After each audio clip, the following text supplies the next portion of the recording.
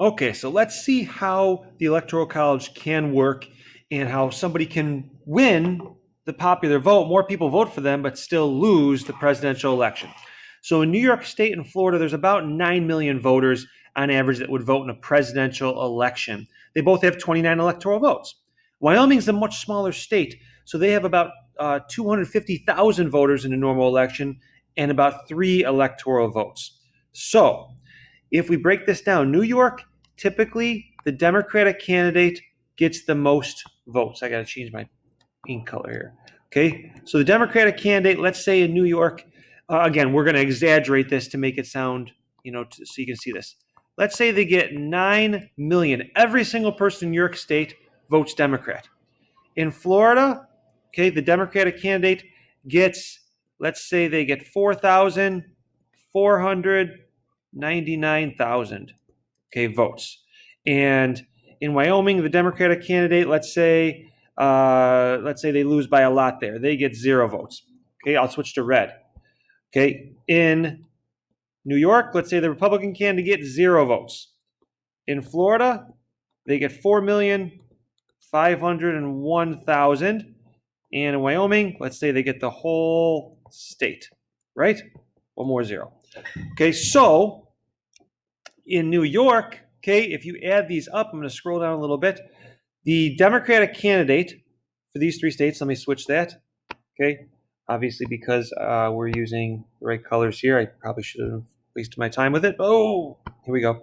So in the Democratic candidate overall has gotten 0 votes in Wyoming, 9 million in New York, and about 4.5 million in Florida. So really, out of those, we add and we've got 13,499,000 votes for the Democratic candidate.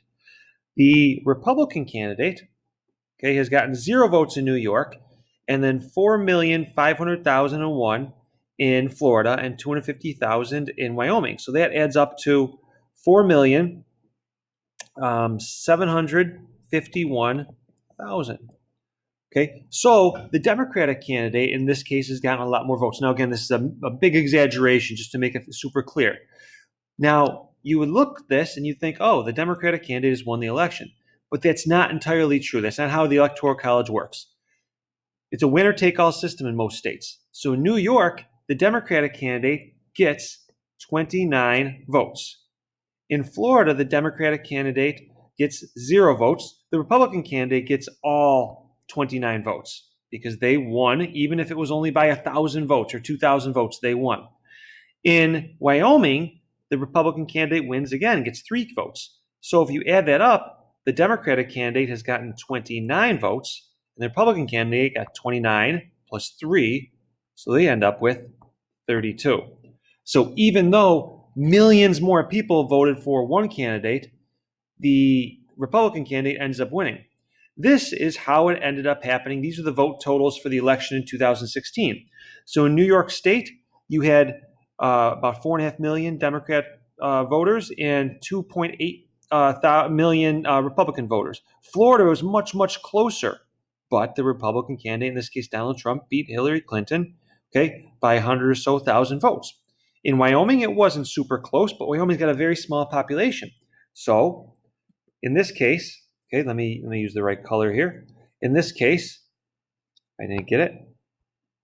Okay, Clinton gets 29 votes here.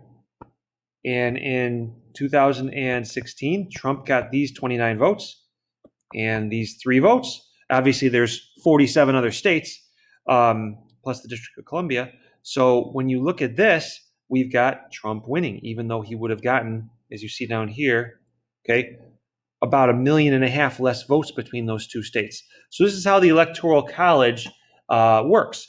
The person who wins the Electoral College, as we know, 5 times in our country's history, actually lost the number of votes.